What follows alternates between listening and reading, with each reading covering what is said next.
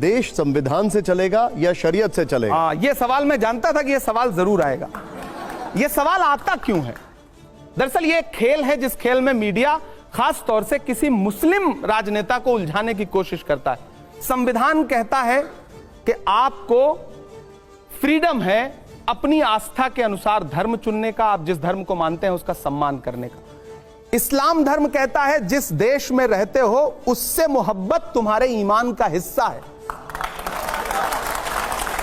यह सवाल क्यों आता है कि आपको देश ज्यादा पसंद है या इस्लाम पसंद है, या देश ज्यादा पसंद है या संविधान तो धर्म के आधार पर नहीं चलता है। अगर कोई मुझे पूछे कि आपके वालिद आपको में लिखा है धर्मनिरपेक्षता के बारे में, आप रुको जरा, सबर करो। आपकी मां आपको नहीं, संविधान में धर्मनिरपेक्षता लिखा है तो धर्मनिरपेक्ष मैं, आप मेरे सामने अभी पूजा करिए, भजन गाइए, मैं आपका सम्मान करूंगा। मैं नमाज पढ़ूं, मैं कुरान की आयत पढ़ूं, आप मेरा सम्मान करिए। धर्मनिरपेक्षता का मतलब यह है, धर्मनिरपेक्षता का मतलब यह नहीं है, गलत तरीके से व्याख्यायित किया गया।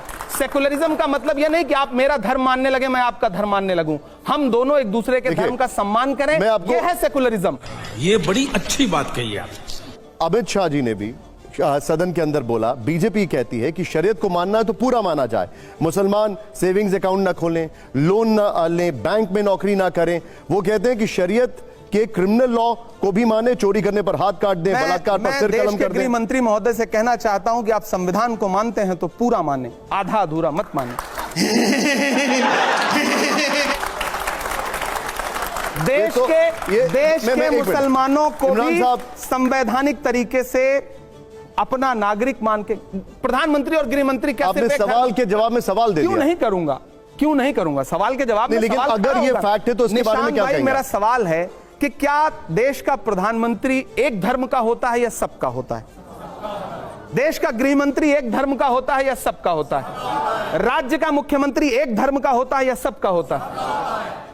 नहीं, मुझे मजाक नहीं उड़वाना अपनी चीज का, मैं नहीं बताऊंगा आपको। प्रधानमंत्री जी, गृह मंत्री जी, कुछ राज्यों के मुख्यमंत्री सब धर्मों के लगते हैं, सब धर्मों के लिए समानता की बात करते हैं। मेरा सवाल है, करते हैं? देखिए ये बात वो एक मिनट आप कुछ भी बोलो, ये नहीं सुनने वाला। इमरान साहब, एक साहब, कभी उनसे पलट के पूछते हैं आप, गृह मंत्री जी से पूछते हैं कि जब आप खड़े होकर के आपका एक मुख्यमंत्री असम का जिस तरह की, लेकिन वो ये भी पूछते हैं कि पर्सनल लॉ सिर्फ मुसलमानों का क्यों? नहीं, हम कह रहे वो उन्हीं, हिंदू कोड बिल नहीं है।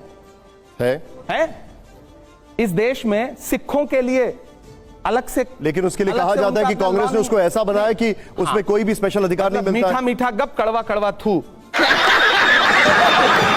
कुछ भी हो आप बाकी जाके कांग्रेस पे यार, क्योंकि आपको मुसलमानों के कंधे पे बंदूक रख के वोट मांगना है, इसलिए आपको मुसलमानों को टारगेट करना है। मुझे पता है आप मस्जिदों के नीचे भगवान नहीं ढूंढ रहे हैं, आप वोट बैंक ढूंढ रहे हैं।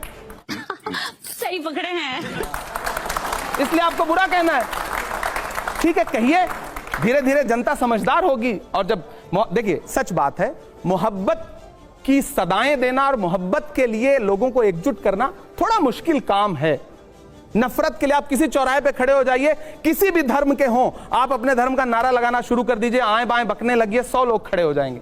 बात तो सही है, 1000 लोग खड़े हो जाएंगे। और आप खड़े होकर के मोहब्बत की बात करना शुरू करिए, लोग कहेंगे पागल है क्या यार ये। अच्छा इमरान साहब, इस दौर में मोहब्बत की बात कर रहा है, नादान हो, इस दौर में क्या ढूंढ रहे हो तुम? जहर की शीशी में दवा ढूंढ रहे हो। क्या बात है सर, क्या बात है सर। इमरान साहब, अगला शेर नहीं मिसरा सुना रहा हूं और आप इसको पूरा मुकम्मल करिएगा। ये बताइए कि कवि का इशारा किस तरफ है जब आप लिखते हैं कि गोबर को कोहिनूर बताने में रह गए? मैं संबित पात्रा की तरफ मेरा इशारा है। अच्छा। उन्होंने बताया था पूरा शेर चैनल पे, ये सोशल मीडिया पे बड़ा वायरल हो रहा है, पूरा शेर तो पढ़ दीजिए।